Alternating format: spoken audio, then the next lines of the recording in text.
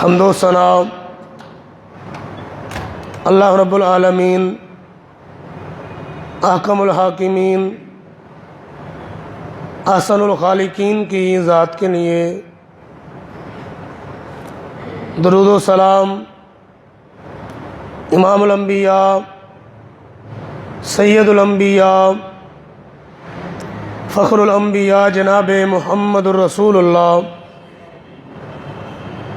صلی اللہ علیہ وآلہ وسلم کی ذات ببرکات کے لیے ربیع الاول کا آغاز ہو چکا ہے، غالباً 3 تاریخ ہے آج۔ ماہ سفر کے حوالے سے پچھلے چند خطبات میں توحید و سنت کے معاملات جو ہیں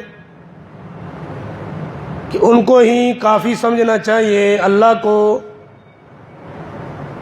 اور شرعی معاملات کے اندر رسول اللہ صلی اللہ علیہ وسلم کے فیصلوں کو، یہ چند گزارشات عرض کر چکا ہوں۔ ربیع الاول کی مناسبت سے رسول اکرم صلی اللہ علیہ وآلہ وسلم کی ولادت با سعادت بعثت کے حوالے سے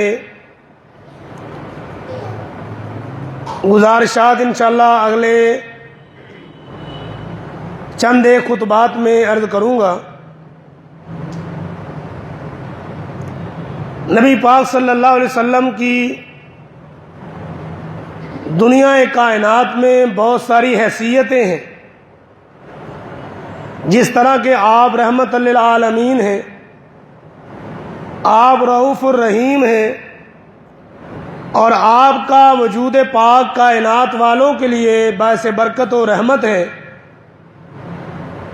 اسی طرح آپ صلی اللہ علیہ وسلم کی سب سے بڑی اور بنیادی حیثیت اور جس مقصد کے لیے آپ دنیا کائنات میں بھیجے گئے، وہ ہے لوگوں کو اللہ کا پیغام پہنچانا، لوگوں کے سامنے اللہ کے احکامات رکھنا۔ میں نے جو سورہ جمعہ کی آیا نمبر 2 آپ کے سامنے خطبہ مسنونہ کے بعد تلاوت کی ہے، اس میں اللہ تعالیٰ نے آپ صلی اللہ علیہ وسلم کی بعثت آمد کا مقصد جو ہے وہ اس طرح بیان کیا ہے کہ هو الذی، اللہ وہ ذات ہے، بعث فی الامیین رسولا منہم، جس نے بھیجا ان امیین کے اندر رسول انہی میں سے، یتلو علیہم آیاتی، جو ان پر تلاوت کرتا ہے اللہ کی آیات، وَيُزَكِّيهِمْ، اور ان کا تزکیہ کرتا ہے، ان کے کردار، ان کے افعال اور ان کے معاملات کو سنوارتا ہے، وَيُعَلِّمُهُمُ الْكِتَابَ وَالْحِكْمَةَ، اور ان کو کتاب اور حکمت کی باتیں سکھاتا ہے۔ تو کچھ لوگ اس دور میں ایسے پنپ رہے ہیں، ابھر رہے ہیں، جو یہ افکار اور نظریات لوگوں کے سامنے رکھتے ہیں کہ ہدایت کے لیے، صراط مستقیم کے لیے، کامیابی کے لیے صرف اور صرف قرآن پاک ہی کافی ہے۔ نبی پاک صلی اللہ علیہ وسلم کی حدیثوں کا وہ انکار کرتے ہیں، حدیثوں کو وہ نہیں مانتے۔ تو میں نے جو آیا مبارکہ تلاوت کی ہے، اس میں اللہ تعالیٰ نے یہی بنیادی مقصد آپ کی آمد کا بیان کیا ہے کہ آپ تشریف لائے تاکہ لوگوں کو سکھائیں کتاب اور حکمت، تاکہ لوگوں کو تشریح کر کے وضاحت کے ساتھ اللہ کی کتاب اور حکمت کی باتیں جو ہیں وہ بیان کر دیں، سکھا دیں۔ اس آیا مبارکہ سے اس بات کی وضاحت ہوتی ہے کہ کتاب کی وضاحت کچھ اور الفاظ ہوں گے جن کے ذریعے کی جائے گی، اور اگر یہ کتاب ہی کافی ہوتی اللہ تعالیٰ بیت اللہ کی چھت پر کثیر تعداد میں کتابی صورت میں قرآن پاک اتار دیتا تو ایسا نہیں ہوا.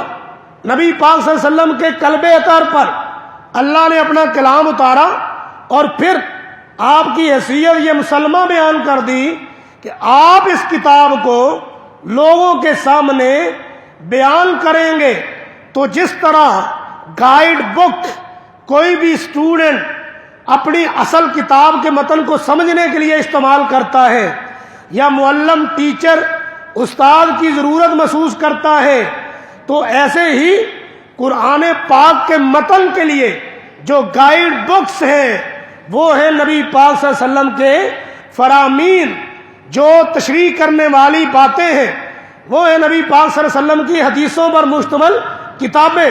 جب تک ان کو ساتھ نہیں پڑھا جائے گا تو قرآن پاک کی سمجھ نہیں آئے گی، اور وہی تشریح قابل اعتبار ہوگی جو اللہ تعالیٰ نے نبی پاک صلی اللہ علیہ وسلم کے ذریعے امت تک پہنچائی ہے. اور یہ بات کوئی کسی اپنے فقیہ اور کسی اپنے امام کی نہیں میں کر رہا، یہ بات بھی اللہ نے اپنے قرآن کے اندر بیان فرمائی ہے. سورہ قیامہ کے اندر اس کی وضاحت یوں بیان فرمایا میرے پیغمبر جناب محمد صلی اللہ علیہ وآلہ وسلم ان علینا جمعہ وقرآنہ فَإِذَا قَرَأْنَاهُ فَاتَّبِعْ قُرْآنَهُ ثُمَّ إِنَّ عَلَيْنَا بَيَانَهُ. بے شک اس قرآن پاک کو آپ کے سینہ پاک کے اندر جمع کر دینا یہ ہماری ذمہ داری ہے. اس قرآن پاک کو محفوظ کر دینا یہ ہماری ذمہ داری ہے. اور آپ کو جبریل امین علیہ الصلوۃ والسلام کے پیچھے جلدی پڑھنے کی ضرورت نہیں ہے. جب وہ مطلوبہ حصہ جو لے کر کے آئے ہوتے ہیں وہ تیرے پاس آ کے تلاوت کر دیں، پڑھ دیں، پھر آپ اس کو پڑھا کریں. ثم ان علینا بیانا، پھر یہ بھی ہماری ذمہ داری ہے کہ اس کا بیان، اس کی وضاحت، اس کی تشریح جو ہے وہ بھی ہم آپ کو سکھا دیں. تو قرآن پاک کی ان آیات سے معلوم ہوا قرآن پاک کے الفاظ ان کو اتارا بھی اللہ نے، ان کو محفوظ بھی بنایا اللہ نے، اور قرآن پاک کی تشریح کو، ان الفاظ کی وضاحت کو، ان الفاظ کی تفسیر کو بھی اللہ نے اتارا ہے، اور اس کو بھی اللہ تعالیٰ نے محفوظ بنا دیا ہے. تو نبی پاک صلی اللہ علیہ وآلہ وسلم کی حیثیت قوم والوں کے لیے رہنما کی حیثیت ہے، رہبر کی حیثیت ہے، پیشوا کی حیثیت ہے. آپ کی آمد کا مقصد، آپ کی ولادت بسعادت کا مقصد، آپ کی بعثت کا مقصد یہ ہے کہ آپ دنیا والوں کو اللہ کا کلام، اللہ کا پیغام وضاحت کے ساتھ پہنچا دیں. اور اسی بات کو اللہ تعالیٰ نے سورہ نحل کی آیت نمبر 44 کے اندر بڑی وضاحت کے ساتھ بیان فرمایا وَأَنزَلْنَا إِلَيْكَ الذِّكْرَ لِتُبَيِّنَ لِلنَّاسِ. ہم نے آپ پر نصیحت کو نازل کیا ہے، یعنی قرآن پاک کو ہم نے آپ پر نازل کیا ہے لِتُبَيِّنَ لِلنَّاسِ، تاکہ آپ کھول کے وضاحت کے ساتھ اس قرآن پاک کو لوگوں کے لیے بیان کر دیں، اس قرآن پاک کو لوگوں کے سامنے وضاحت کے ساتھ بیان کر دیں. یعنی قرآن ہم نے نازل کیا اور آپ کو ہم نے دنیا والوں کے لیے اس لیے بھیجا تاکہ اس قرآن کا لِتُبَيِّنَ وضاحت کے ساتھ بیان لوگوں کے سامنے پہنچا دے. اگر یہی الفاظ کافی ہوتے تو پھر لِتُبَيِّنَ کا ذکر اللہ قرآن پاک میں بیان نہ کرتا. مطلب یہ ہے کہ قرآن پاک کے اندر اجمالی بیان ہے، ان مسائل کی تفصیل جو ہے وہ آپ نے بیان کرنی ہے. ان مسائل کا جو بھی کرائٹیریا ہے، جو بھی معاملات ہیں، اس کو آپ نے بیان کرنے ہیں. پہلے یہ بات آپ کے سامنے رکھ دیتا ہوں کہ قرآن پاک اپنے آپ اگر کوئی سمجھنا چاہے نبی پاک صلی اللہ علیہ وآلہ وسلم کی ذات اقدس کو بیچ میں سے نکال کے اپنی عربی گرامر کے ساتھ، اپنی عربی دانی کے ساتھ اور اپنے جناب ذہن دماغ کے ساتھ اگر کوئی قرآن پاک سمجھنا چاہے تو قرآن پاک بغیر نبی پاک کی تفسیر، بغیر نبی پاک صلی اللہ علیہ وسلم کی تشریح کے سمجھ نہیں سکتا۔ آئیے ایک روایت نبی پاک صلی اللہ علیہ وسلم کا فرمان آپ کے سامنے بیان کرتا ہوں۔ راوی عبداللہ بن مسعود ہے رضی اللہ تعالیٰ عنہ، عن عبداللہ بن مسعود رضی اللہ تعالیٰ عنہ قال لما نزل الذین آمنوا ولم يلبسوا ایمانهم بظلم قال اصحاب رسول اللہ صلی اللہ علیہ وآلہ وسلم اینا لم یظلم فانزل اللہ عز وجل ان الشرک لظلم عظیم۔ حضرت عبداللہ بن مسعود رضی اللہ تعالی عنہ بیان کرتے ہیں جب یہ آیت نازل ہوئی سورہ انعام کے اندر، الذین آمنوا، وہ لوگ جو ایمان لائے، ولم یلبسوا ایمانہم بظلم، اور اپنے ایمان کے اندر ظلم کو شامل نہ کیا، اولئک لہم الامن، یہی لوگ عمل والے ہیں اور یہی لوگ ہدایت پانے والے ہیں۔ اب ظلم اس کا عام معنی ہوتا ہے گناہ، غلطی، کوتاہی، کمی پیشی معاملے کے اندر کرنا۔ اب صحابہ کرام رضوان اللہ علیہم اجمعین پر یہ بات بڑی شاق گزری، بڑی مشکل لگی کہ ہم میں سے اینا لم یظلم، کون بندہ ہے جو ظلم نہیں کرتا، کوئی جو گناہ نہیں کرتا۔ ہر بندے سے کوئی نہ کوئی گناہ ہو جاتا ہے، ہر بندے سے کوئی نہ کوئی غلطی تو ہو جاتی ہے۔ اب کیا بنے گا؟ ایمان تو معتبر نہیں ہوگا، ایمان تو معتبر نہیں بنے گا، کیونکہ ظلم تو ہر بندے سے ہو جاتا ہے، گناہ تو ہر بندے سے ہو جاتا ہے۔ صحابہ نے رضوان اللہ علیہم اجمعین اس آیت سے یہ مراد لیا کہ کوئی بھی گناہ ہوگا تو ایمان عمل کا باعث نہیں بنے گا، ایمان ہدایت کا باعث نہیں بنے گا۔ اب تو بڑا مشکل معاملہ ہے، تو اللہ مال کے ارض و سماء خالق کائنات نے یہ آیا مبارکہ اتاری، ان الشرک لظلم عظیم، بے شک شرک بہت بڑا ظلم ہے۔ تو نبی پاک صلی اللہ علیہ وآلہ وسلم نے فرمایا، اے میرے صحابہ رضوان اللہ علیہم اجمعین، پریشان گھبرانے کی ضرورت نہیں، پریشان ہونے کی ضرورت نہیں ہے۔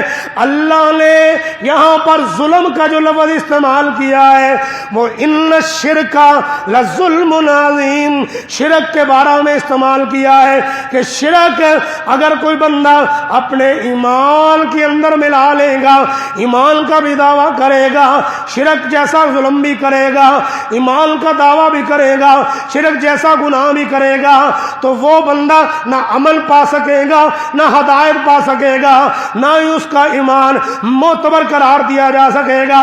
یعنی اس وقت کے نبی پاک صلی اللہ علیہ وآلہ وسلم کے شاگردوں کو قرآن پاک کی آیت سمجھ نہیں آئی جب تک کہ نبی پاک صلی اللہ علیہ وسلم نے اس کی تشریح، اس کی تفسیر، اس کی وضاحت بیان نہیں کی۔ تو آج کا کوئی اپنے آپ کو سکالر کہنے والا کہے کہ میں قرآن کی تفسیر تشریح جو ہے بغیر حدیث کے سمجھوں گا اور بغیر حدیث کے کروں گا، تو یہ کیسے ممکن ہے؟ صحابہ کو قرآن کی اس آیت کی سمجھ نہیں آئی جب تک کہ نبی پاک صلی اللہ علیہ وآلہ وسلم نے وہ مسئلہ نہ سمجھا دیا۔ دوسرے نمبر پر ایک روایت امام الانبیاء جناب محمد صلی اللہ علیہ وآلہ وسلم پر اللہ تعالیٰ نے رمضان المبارک کے روزے کی سحری کے متعلق احکامات اتارے۔ کیا فرمایا اللہ پاک نے سورہ بقرہ کے اندر، وَكُلُوا وَاشْرَبُوا حَتَّى يَتَبَيَّنَ لَكُمُ الْخَيْطُ الْأَبْيَضُ مِنَ الْخَيْطِ الْأَسْوَدِ مِنَ الْفَجْرِ، کھاؤ پیو حتیٰ کہ سیاہ دھاگے سے سفید دھاگا ظاہر ہو جائے۔ حضرت حضرت عدی بن حاتم طائی رضی اللہ تعالی عنہ، انہوں نے 2 دھاگے لیے، ایک کا رنگ سیاہ ایک کا رنگ سفید، اپنے تکیے کے نیچے رکھ لیے۔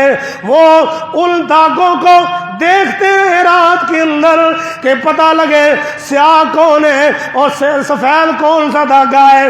ساری رات جب گزر گئی، صبح نبی مکرم جناب محمد صلی اللہ علیہ وآلہ وسلم کی خدمت اقدس میں حاضر ہوئے، عرض کیا اللہ کے پیارے حبیب علیہ الصلوۃ والتسلیم، میں تو رات دیکھتا رہا کہ مجھے معلوم ہو جائے سیاہ دھاگے سے سفید دھاگے کا معاملہ، لیکن مجھے معلوم نہیں ہوا، مجھ پر یہ معاملہ نہیں کھلا، مجھے یہ بات سمجھ نہیں آئی۔ آپ صلی اللہ علیہ وآلہ وسلم نے فرمایا عدی یہاں پر سفید دھاگے سے مراد صبح صادق ہے، سیاہ دھاگے سے مراد صبح کاذب ہے۔ ایک روشنی کی لکیر جب آسمانوں پر آتی ہے تو تھوڑی سی روشنی جو ہوتی ہے وہ جناب والا صبح کاذب ہوتی ہے، اور جب وہ روشنی جو ہے آسمانوں کے کناروں تک پھیل جاتی ہے تو صبح صادق ہوتی ہے۔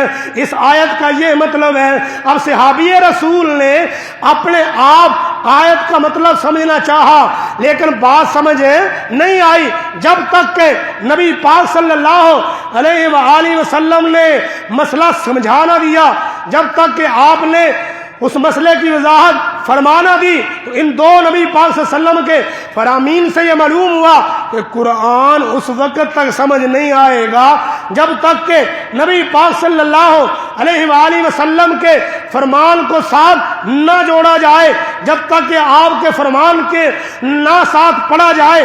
تو آئیے جو ایسا کرتے ہیں قرآن اور حدیث کے اندر تفریق ڈالنے کا معاملہ جو کرتے ہیں، ان کے بارے میں اللہ نے کیا فرمایا؟ فرمایا میرے پیغمبر جناب محمد صلی اللہ علیہ وآلہ وسلم آپ اعلان فرما دیجئے ان الذین یکفرون باللہ ورسلہ ویریدون ان یفرقوا بین اللہ ورسلہ ویقولون نؤمن ببعض ونکفر ببعض ویریدون ان یتخذوا بین ذلک سبیلا۔ اللہ پاک نے فرمایا بے شک وہ لوگ یکفرون باللہ ورسولہ جو انکار کرتے ہیں، کفر کرتے ہیں اللہ کے ساتھ اور اس کے رسولوں کے ساتھ، ویریدون اور چاہتے ہیں ان یفرقوا بین اللہ ورسولہ کہ وہ تفریق ڈال دیں اللہ اور اس کے رسولوں کے درمیان، ویقولون نؤمن ببعض ونکفر ببعض اور وہ کہتے ہیں ہم بعض پر تو ایمان لائیں گے، یعنی قرآن کو تو مان لیں گے، وَنَكْفُرُ بِبَعْضٍ اور حدیث کا انکار کریں گے۔ یعنی ایسے لوگ وَيَتَّخِذُوا بَيْنَ ذَلِكَ سَبِيلًا اس کے درمیان کوئی راستہ تلاش کرنا چاہتے ہیں۔ اللہ پاک نے کیا فرمایا؟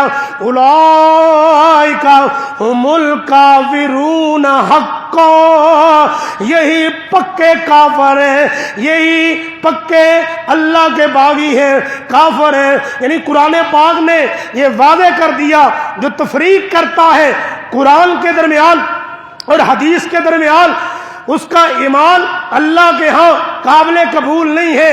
ایمان تبھی قابل قبول ہوگا جب اللہ کی بات قرآن پاک کو مانا جائے گا اور اس کی تشریح جو نبی پاک صلی اللہ علیہ وآلہ وسلم نے فرمائی ہے حدیث کی صورت میں اس کو مانا جائے گا۔ اب یہاں پر ایک اور اشکال ڈالا جاتا ہے کہ حدیث اور سنت، ہم سنت مانیں گے حدیث نہیں مانیں گے۔ سادہ لوگ جو ہیں ان کو اس کا پتہ نہیں چلتا، بھائی اس میں کیا تفریق ہوئی؟ جو نبی پاک نے کیا وہ سنت ہے۔ اب یہ سنت ہمیں ملے گی کہاں پر؟ حدیث میں، حدیث کی بک میں نبی پاک کی سنت ہمیں ملے گی۔ جو آپ نے عمل کیا وہ سنت ہے، اور جو اس عمل کو بیان کرتا ہے وہ نبی پاک کی حدیث ہے۔ تو یہ اس میں کوئی فرق نہیں ہے۔ تو نبی پاک صلی اللہ علیہ وسلم کی آمد پر چراغا کرنا یہ معتبر نہیں ہے، آپ کی آمد پر جناب والا جشن منانا یہ معتبر نہیں ہے، اور جناب نبی پاک صلی اللہ علیہ وآلہ وسلم کے جمالات اور کمالات بیان کرنا ثواب تو ہے، اس کا اجر تو ملے گا، لیکن مقصدیت یہ نہیں ہے۔ مقصد کیا ہے؟ والذی بعث بالأمین رسولا منہم، اس اللہ نے نبی مکرم جناب محمد صلی اللہ علیہ وآلہ وسلم کو بھیجا ان پڑھ لوگوں کے اندر یتلو علیہم آیاتہ، تاکہ وہ آپ کی آیات ان پر تلاوت کرے، اللہ کی آیات کو لوگوں پر پڑھ کے سنائے، وَيُزَكِّيهِمْ ان کا تزکیہ کرے، وَيُعَلِّمُهُمُ الْكِتَابَ وَالْحِکْمَةَ اور لوگوں کو تعلیم دے کتاب و حکمت کی، وَإِن كَانُوا مِن قَبْلُ لَفِي ضَلَالٍ مُبِينٍ، اس سے پہلے لوگ بڑی کھلی گمراہی کے اندر مبتلا تھے۔ یعنی آپ صلی اللہ علیہ وآلہ وسلم کی آمد کے بعد ہندوانہ رسم و رواج جاری رہے، عیسائیوں اور یہودیوں کے طریقے جاری اور ساری رہے، عدلیہ اور معیشت معاشرت میں جناب غیروں کی باتوں کو لوگ مانتے رہے، اور آپ کی آمد کا جشن منائے تو اس جشن منانے کا فائدہ نہیں ہوگا، کیونکہ آپ کی آمد کا اصل مقصد یہ ہے کہ اللہ کی بات کو لوگوں تک پہنچایا جائے اور لوگ اس بات کو تسلیم کریں۔ تو میں یہ بات عرض کر رہا ہوں، جس طرح نبی پاک کے فرمان کے بغیر جناب والا سمجھ نہیں آتا قرآن، اسی طرح حلال اور حرام کے مسئلے بھی سمجھ نہیں آئیں گے جب تک کہ قرآن کے ساتھ حدیث کو نہ ملایا جائے۔ مثلا اللہ پاک نے قرآن پاک کے اندر فرمایا انما حرم علیکم المیت والدم ولحم الخنزیر، بے شک اللہ نے حرام کر دیا ہے تم پر مردار کو اور سور کے گوشت کو اور دم مسبوعہ کو اور غیر اللہ کے نام پر جو چیز دی جائے اس کو اللہ تعالیٰ نے تم پر حرام کر دیا ہے۔ اب مردار کو اللہ پاک نے حرام کر دیا۔ اب آج سردی کا موسم تقریباً شروع ہونے والا ہے، سردی کے اندر لوگ مچھلی کو بڑا پسند کرتے ہیں۔ مچھلی جب پانی سے نکلتی ہیں بغیر ذبح کیے وہ مر جاتی ہیں، وہ فوت ہو جاتی ہے۔ اب ہم مچھلی کو جو کھاتے ہیں، قرآن پاک میں تو اللہ نے فرمایا مردار کو تم پر حرام کیا ہے۔ اب اس مچھلی کی حلت و حرمت کا مسئلہ کیسے سمجھ آئے گا؟ نبی مکرم جناب محمد صلی اللہ علیہ وآلہ وسلم کے فرمان سے سمجھ آئے گا۔ آپ نے وضاحت کر دی ہے کہ مردار میں سے استثناء ہے مچھلی کو اور خون میں سے استثناء ہے تلی کو، اس کے علاوہ مردار بھی حرام، اس کے علاوہ خون بھی حرام۔ یعنی حلت و حرمت کے مسئلے اگر سمجھنے کی ضرورت ہے اس میں بھی قرآن کے ساتھ نبی پاک صلی اللہ علیہ وآلہ وسلم کے فرمان کو ساتھ ملایا جائے گا۔ جب تک قرآن کے ساتھ نبی پاک کا بیان، آپ صلی اللہ علیہ وسلم کی تشریح، آپ کی تفسیر اور وضاحت کو ساتھ نہیں ملائیں گے تو جناب حلت و حرمت کے مسئلے بھی سمجھ نہیں آئیں گے۔ مولانا عبد القادر روپڑی رحمت اللہ علیہ، اللہ جہاں لیٹے ہیں اس پر کروڑوں رحمتیں نازل فرمائے، ان کا مناظرہ ایک حدیث کے منکر کے ساتھ ہو گیا۔ اب بیٹھے ہوئے ہیں تو مولانا صاحب نے فرمایا کہ بھائی بات شروع کرنے سے پہلے ہم ایک دوسرے کو اپنا تعارف کروا دیں۔ میرا تعارف ہے، میرا نام ہے عبد القادر اور میرے والد صاحب کا نام تھا رحیم بخش۔ اب آپ بھی اپنا تعارف کروائیں۔ حدیث کا منکر جب تعارف کروانے لگا میرا نام فلاں ہے اور میرے باپ کا نام فلاں ہے، تو روپڑی صاحب فرمانے لگے آپ مجھے یہ بتائیں کہ آپ کے والد کا نام فلاں اور وہ آپ کا والد ہے، اس کی دلیل کیا ہے؟ تو مجلس کے اندر بیٹھے ہوئے کئی لوگ بول پڑے کہ حضرت صاحب ہم ان کے والد محترم کی نکاح کی تقریب کے اندر شامل تھے، تو لہذا ہم گواہی دیتے ہیں کہ ان کے والد صاحب فلاں ہیں۔ تو جناب روپڑی صاحب فرمانے لگے ان حضرت صاحب سے پوچھئے، اور میں ان سے سوال کرتا ہوں کہ نکاح کا طریقہ جو ہے وہ قرآن سے ثابت کر کے دکھائے، نکاح کیسے پڑھا جائے گا اور نکاح کا معاملہ کیسے ہوگا وہ ثابت کر کے دکھائے۔ انہوں نے کہا جی نکاح کا طریقہ تو حدیث سے معلوم ہوگا۔ تو حافظ صاحب فرمانے لگے اس وقت تک آپ کے والد کا، آپ کے نکاح کا اعتبار نہیں ہوگا جب تک کہ قرآن کے ساتھ حدیث کو نہیں مانا جائے گا۔ اگر ہم چاہتے ہیں نسلوں کی پاکیزگی ہو، اگر ایسا معاملہ ہو کہ حدیث کو نہ مانے، تو پھر یہ لوگ جو لوگوں کی عزتوں کو پامال کرتے ہیں، لوگوں کی عزتوں کو گھروں سے نکال کے عدالتوں کے اندر اپنی مرضی کے ساتھ نکاح کرتے ہیں، تو میں عرض کروں اگر ہم چاہتے ہیں ہماری عزتیں محفوظ رہیں، اگر ہم چاہتے ہیں ہماری نسل پاکیزہ رہے، تو اس کے لیے قرآن کے ساتھ ساتھ نبی پاک صلی اللہ علیہ وآلہ وسلم کے فرمان کو بھی معتبر ماننا پڑے گا، اور آپ کے فرمان کو بھی ساتھ منانا پڑے گا۔ یہ بات کہاں سے ملے گی کہ ولی کی اجازت کے بغیر نکاح نہیں ہوتا، دو گواہوں کے بغیر نکاح نہیں ہوتا؟ یہ ساری چیزیں ملیں گی تو نبی پاک کے فرمان سے ملیں گی۔ میں نے عرض کیا قرآن کی وضاحت اگر کوئی چیز بیان کرتی ہے وہ ہے جناب محمد صلی اللہ علیہ وآلہ وسلم کے فرمان۔ تو آئیے اب حدود کا مسئلہ لے لیتے ہیں۔ اللہ مالک سما خالق کائنات نے فرمایا والسارق والسارقۃ فاقطعوا ایدیہم جزاء بما کسبا نکالا من اللہ۔ چوری کرنے والا مرد، چوری کرنے والی عورت، فاقطعوا ایدیہما، ان کے ہاتھوں کو کاٹ دیا جائے، یہ اللہ کی طرف سے بدلہ ہے جو انہوں نے کام کیا ہے اس کا۔ اب قرآن پاک میں ید کا لفظ استعمال ہوا ہے، اور عربی میں ہاتھ پر، ید پر جو لفظ استعمال کیا جاتا ہے وہ ہاتھ سے لے کر کے کونی تک ید کا لفظ استعمال کیا جاتا ہے۔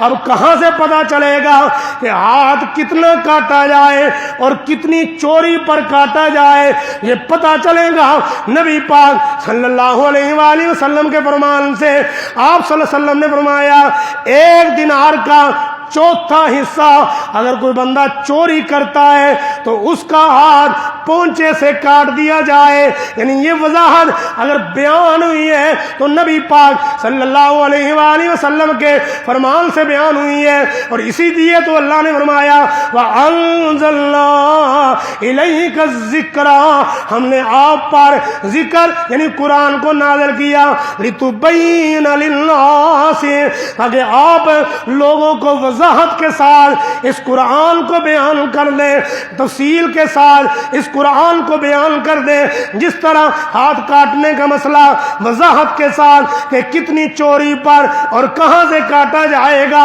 یہ قرآن میں نہیں ہے، نبی پاک نے بیان کیا، امت کو معلوم ہوا۔ آئیے اب عبادات کی طرف آ جائیے۔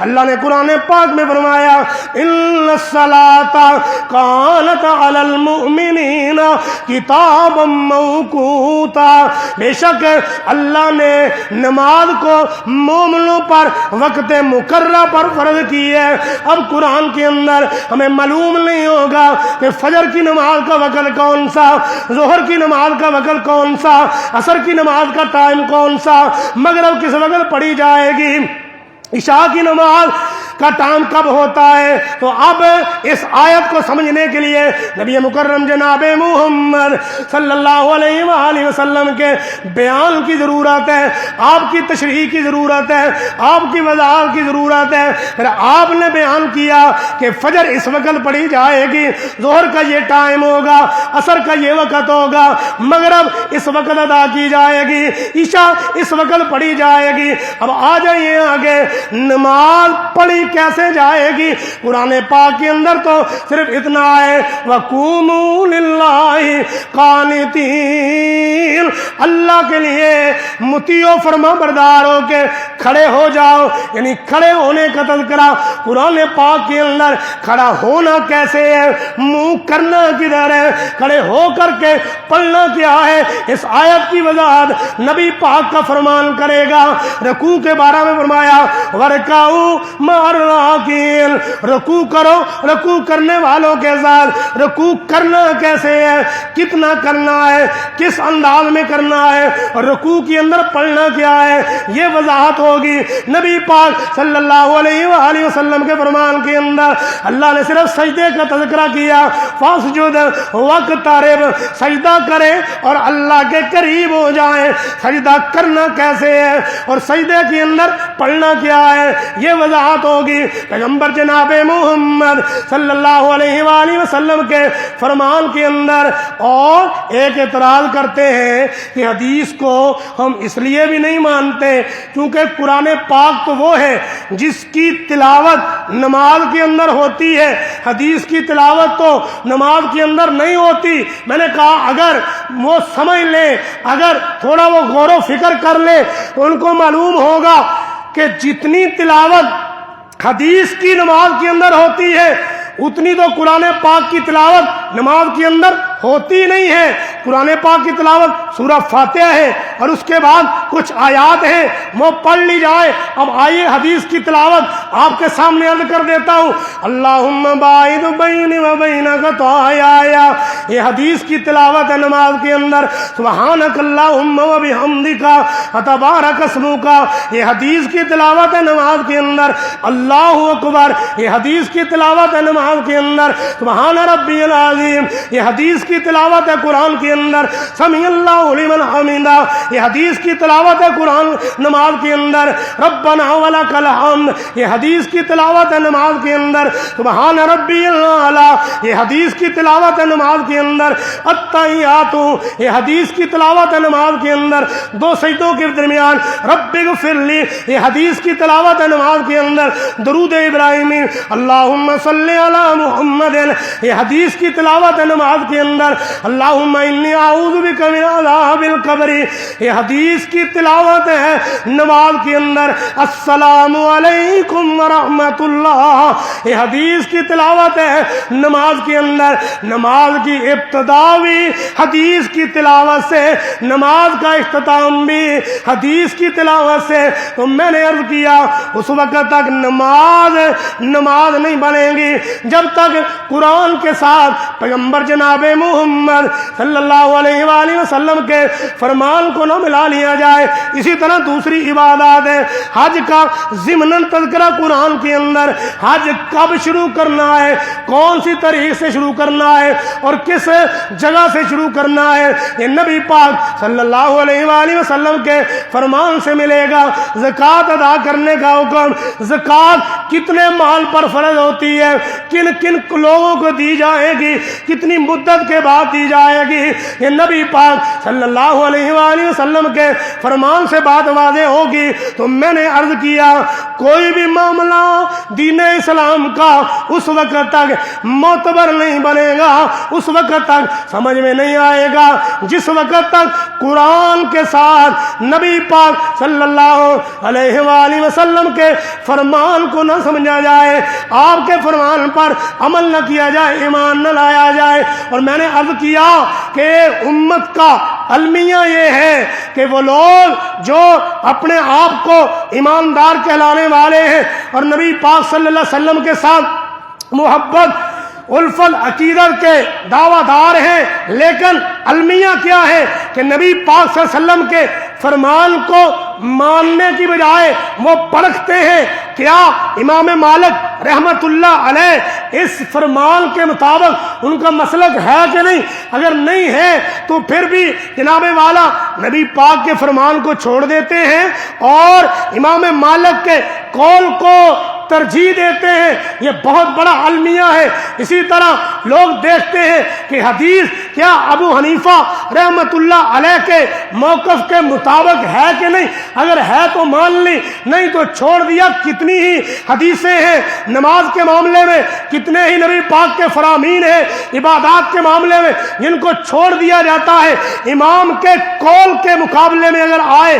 ایسے امام شافعی، امام احمد بن حنبل رحمت اللہ علیہ، ان کے عقیدے مسلک کے مطابق اگر حدیث ہے تو ٹھیک، نہیں تو چھوڑ دیا جاتا ہے۔ حالانکہ انہوں نے وضاحت کے ساتھ یہ بیان کیا ہے کہ ہماری بات اگر قول رسول، فعل رسول، حکم رسول کے مقابلے کے اندر آئے تو ہماری بات کو چھوڑ دیا جائے، فعل رسول کو مان لیا جائے، قول رسول صلی اللہ علیہ وآلہ وسلم کو مان لیا جائے، حکم رسول صلی اللہ علیہ وآلہ وسلم کو مان لیا جائے۔ اور کئیوں نے کہا ہم وہ حدیث مانیں گے جو صرف اہل بیت روایت کرتے ہیں اور حضرت علی المرتضیٰ رضی اللہ تعالیٰ عنہ روایت کرتے ہیں، باقی ابو بکر و عمر، عثمان، طلحہ، زبیر، سعد، سعید سے جو روایات ہیں ہم نہیں مانیں گے۔ اور کئیوں نے کہا کہ ہم وہ روایات مانیں گے جو خارجی ہیں،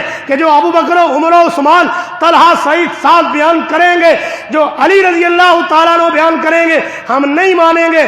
بالکل غلط بات ہے۔ اللہ مالک و سما خالق کائنات نے اپنے کلام پاک میں وضاحت کے ساتھ بیان کر دیا، وما کان للمؤمن ولا مؤمنہ اذا قضى اللہ ورسولہ امرا ان یکون لهم الخیارہ، یعنی نبی پاک صلی اللہ علیہ وآلہ وسلم کا فیصلہ، آپ کا فرمان جب آ جائے اس کو ماننا ایک مومن کے لیے انتہائی ضروری ہے۔